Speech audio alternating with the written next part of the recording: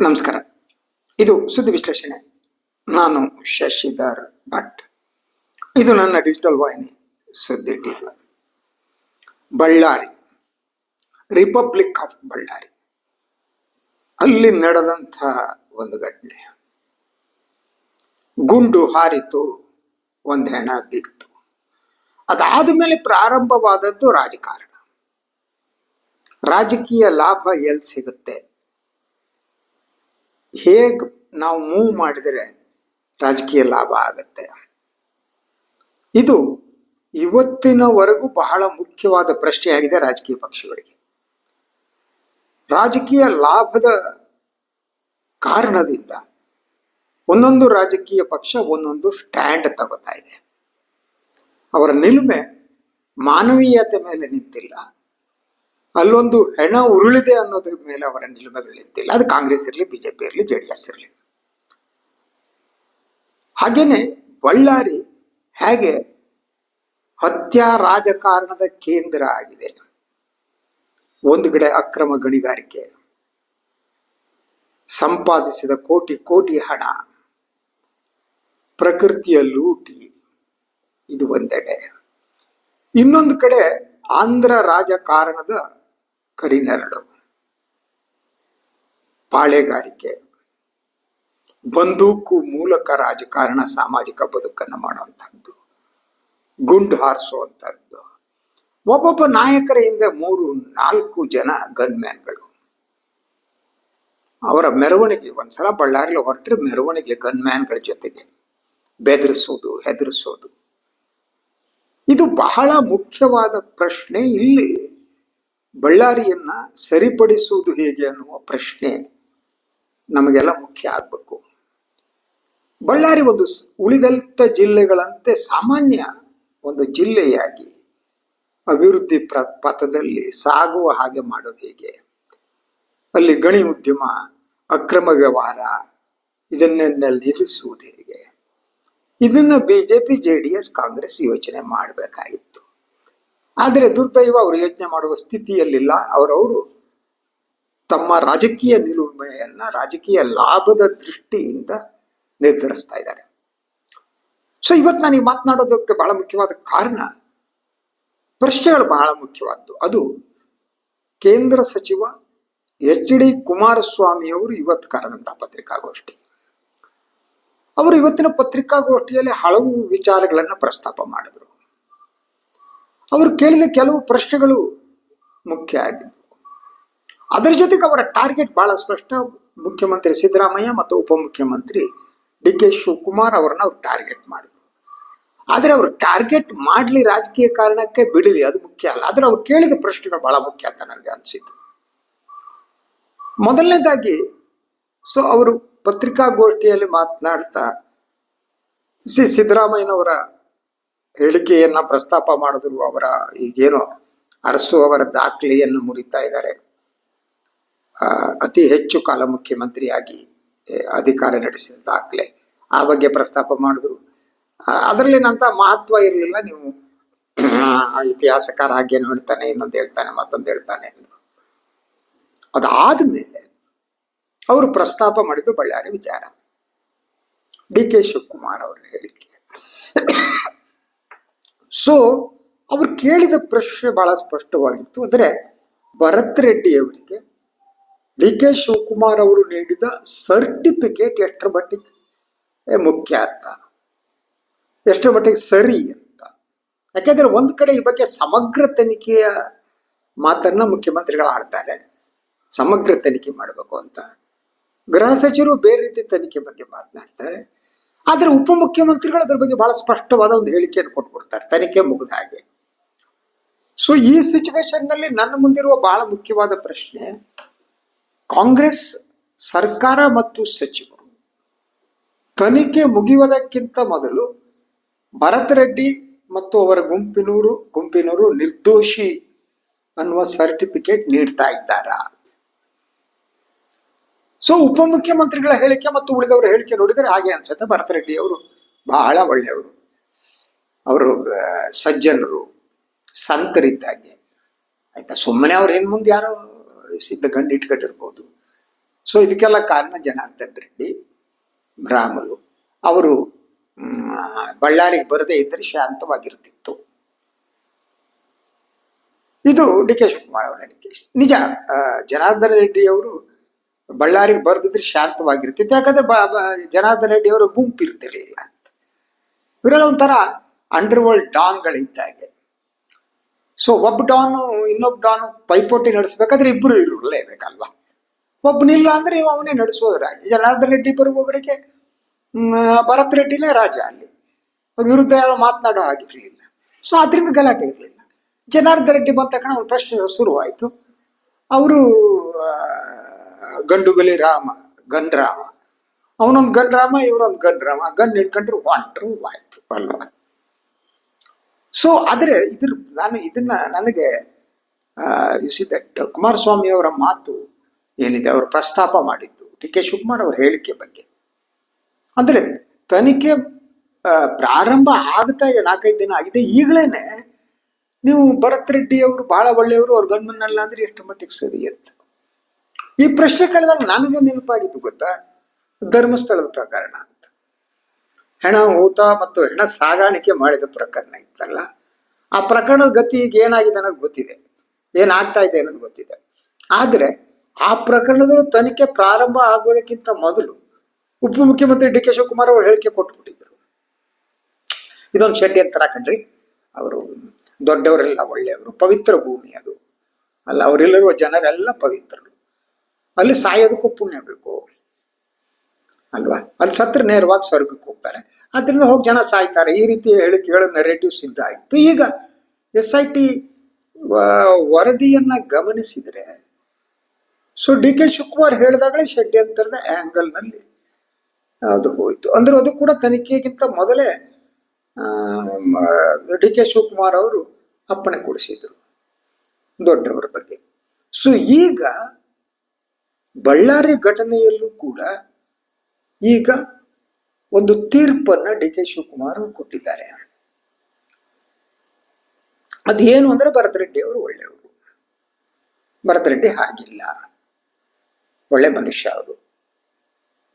ಪ್ರಶ್ನೆ ಇರೋದು ಅವರು ಒಳ್ಳೆಯರೋ ಹೌದೋ ಅಲ್ವೋ ಪ್ರಶ್ನೆ ಅಲ್ಲ. ಯಾವುದೇ ಒಬ್ಬ ಶಾಸಕ ಒಳ್ಳೆಯವನ ಕೆಟ್ಟವನೋ ಬೇರೆ ಪ್ರಶ್ನೆ ಅಲ್ವಾ, ಆತ ಸಜ್ಜನನೋ ಹೌದೋ ಅಲ್ವೋ ಅನ್ನೋದು ಬೇರೆ ಪ್ರಶ್ನೆ. ಆದರೆ ಇಡೀ ಬಳ್ಳಾರಿಯ ಘಟನೆ ಏನಿದೆ ಅದು ಕರ್ನಾಟಕಕ್ಕೆ, ಕರ್ನಾಟಕ ಸರ್ಕಾರಕ್ಕೆ ಗೌರವ ತರುವಂತದ್ದಲ್ಲ.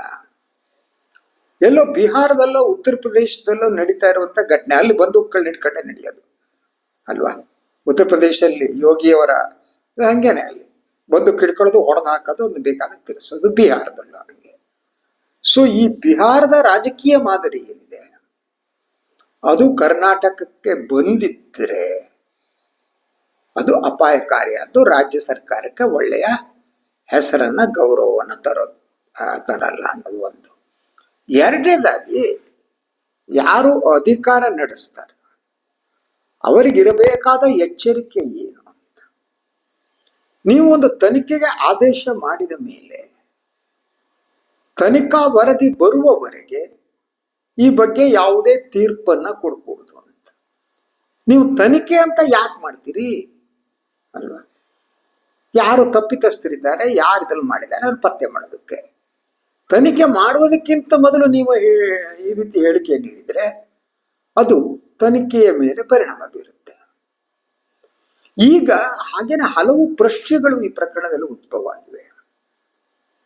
ಒಂದು, ಆ ರಾಜಶೇಖರ್ ಕಾಂಗ್ರೆಸ್ ಕಾರ್ಯಕರ್ತ ಸುನೀಲ್, ಆತನ ಹೆಣವನ್ನ 2 ಬಾರಿನೋ ಅದಕ್ಕೂ ಹೆಚ್ಚು ಬಾರಿನೋ ಪೋಸ್ಟ್ ಮಾರ್ಟಮ್ ಮಾಡಲಾಯ್ತಂತೆ. ಇದು ನಿಜ ಆಗಿದ್ರೆ ಯಾರು ಪೋಸ್ಟ್ ಮಾರ್ಟಮ್ ಮಾಡುವುದಕ್ಕೆ ಸೂಚನೆ ಕೊಟ್ಟವರು? ಯಾಕೆ 2 ಬಾರಿನೋ ಅದಕ್ಕೂ ಹೆಚ್ಚು ಬಾರಿ ಪೋಸ್ಟ್ ಮಾರ್ಟಮ್ ಮಾಡುವ ಸ್ಥಿತಿ ಯಾಕೆ ಬಂತು? ಸೊ ಕೆಲವು ವಾಹಿನಿಗಳು ಅವರು ಹೇಳೋ ಪ್ರಕಾರ, ಮೊದಲ ಏನು ಪೋಸ್ಟ್ ಮಾರ್ಟಮ್ ಮಾಡಿದ್ರು ಅದರಲ್ಲಿ ಗುಂಡು ಏನು ತಾಗಿತ್ತು ಅದನ್ನ ಮೆನ್ಷನ್ನೇ ಮಾಡಿರ್ಲಿಲ್ಲ ಅಂತ ಈ ರೀತಿ ವಾದಗಳನ್ನ ಮಾಡಲಾಗ್ತಾ ಇದೆ. ಅದಕ್ಕಾಗಿ ನಂತರ ಇನ್ನೊಂದ್ಸಲ ಮಾಡಲಾಯ್ತು ಅಂತ ಹೇಳಲಾಗ್ತಾ ಇದೆ. ಅದ್ರ ಜೊತೆಗೆ ಪ್ರಕರಣವನ್ನ ದಾರಿ ತಪ್ಪಿಸುವ ಒಂದು ಯತ್ನ ನಡೀತಿದೆ ಅಂತ ವಿರೋಧ ಪಕ್ಷದ ನಾಯಕರುಗಳು ಅವರು ಇವರು ಆರೋಪಿಸ್ತಿದ್ದಾರೆ. ಇದಕ್ಕೆ ಉತ್ತರ ಕೊಡಬೇಕಾದ್ದು ಕಾಂಗ್ರೆಸ್ ಸರ್ಕಾರ. ಕಾಂಗ್ರೆಸ್ ಸರ್ಕಾರ ಉತ್ತರ ನೀಡುವುದೇನಿದೆ ಅದು ಹೇಗೆ ಅಂತ ಅಂದ್ರೆ, ಪೊಲೀಸರು ಇದನ್ನು ಎಷ್ಟು ಪ್ರಾಮಾಣಿಕವಾಗಿ ತನಿಖೆ ಮಾಡ್ತಾರೆ ಎನ್ನುವುದರ ಮೂಲಕ, ಪೊಲೀಸರಿಗೆ ಈ ಬಗ್ಗೆ ಪ್ರಾಮಾಣಿಕವಾಗಿ ತನಿಖೆ ಮಾಡುವ ಒಂದು ಅವಕಾಶವನ್ನು ಕಲ್ಪಿಸಬೇಕಾದ್ದು ರಾಜ್ಯ ಸರ್ಕಾರದ ಹೊಣೆಗಾರಿಕೆ. ನೀವು ತನಿಖೆ ಘೋಷಣೆ ಮಾಡಿ ನೀವೇ ತನಿಖೆಯ ಫಲಿತಾಂಶವನ್ನು ಕೊಟ್ರೆ ವಾಟ್ ವಿಲ್ ಹ್ಯಾಪನ್ ಅಲ್ವಾ? ಸೊ ಇದು ಬಹಳ ಮುಖ್ಯವಾದ್ದು. ಆದ್ರಿಂದ ತನಿಖೆ ಆಗುವಾಗ ಸಂದರ್ಭದಲ್ಲಿ ಭರತ್ ರೆಡ್ಡಿ ಅವರಿಗೆ ಸರ್ಟಿಫಿಕೇಟ್ ನೀಡಿದ್ದೇನಿದೆ ಅದು ತನಿಖೆ ದಾರಿ ತಪ್ಪುವಂತೆ ಮಾಡಬಹುದು. ಅದಕ್ಕೊಂದು ಅರಿವು ಮತ್ತು ಜಾಗರೂಕತೆ ಸರ್ಕಾರಕ್ಕೆ ಬೇಕಾಗಿತ್ತು, ಮಂತ್ರಿಗಳಿಗೆ ಬೇಕಾಗಿತ್ತು. ಅದು ಕಾಣ್ತಾ ಇಲ್ಲ. ಅದರ ಜೊತೆಗೆ ನನಗೆ ಇನ್ನೊಂದು ಬಹಳ ಮುಖ್ಯವಾದ್ದು ಅಂದ್ರೆ, ಕಾಂಗ್ರೆಸ್ ಪಕ್ಷದಲ್ಲಿ ಹೊಸದಾಗಿ ಪ್ರಥಮ ಬಾರಿಗೆ ಆಯ್ಕೆಯಾದಂತಹ ಸುಮಾರು 30ಕ್ಕೂ ಹೆಚ್ಚು ಶಾಸಕರಿದ್ದಾರೆ. 35 ಜನ ಇದ್ದಾರೆ, 33 ಅಂತ.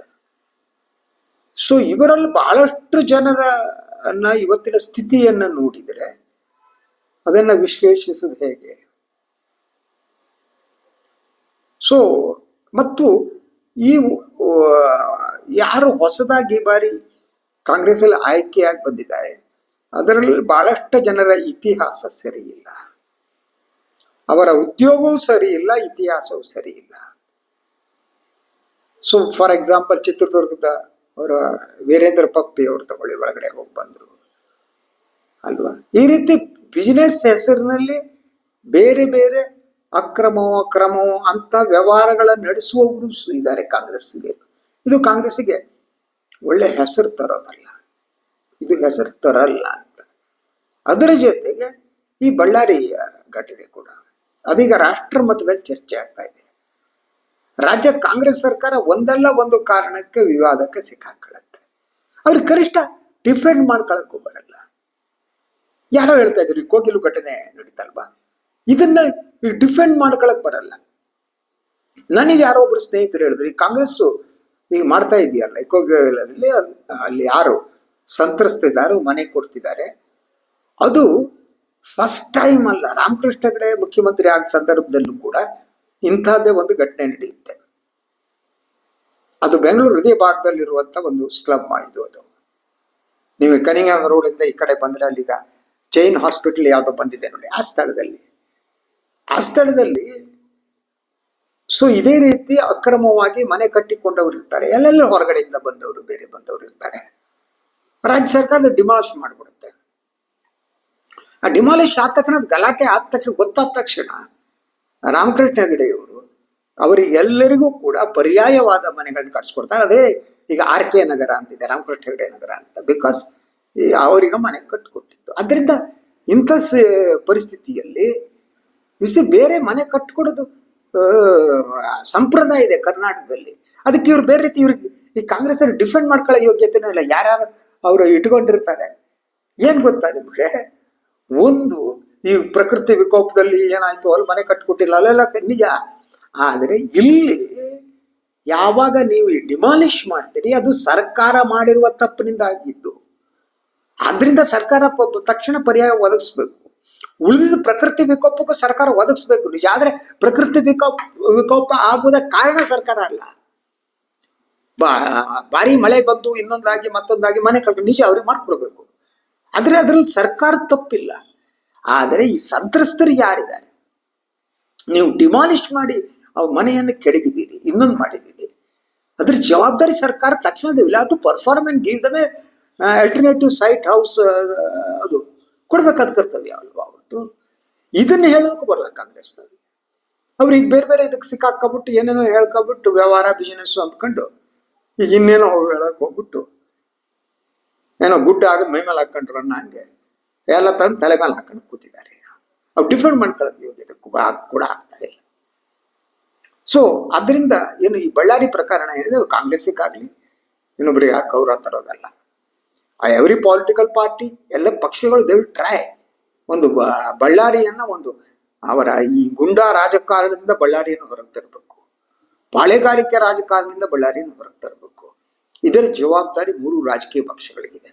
ಸ್ಟೇಟ್ಮೆಂಟ್ ನೀಡೋದಲ್ಲ.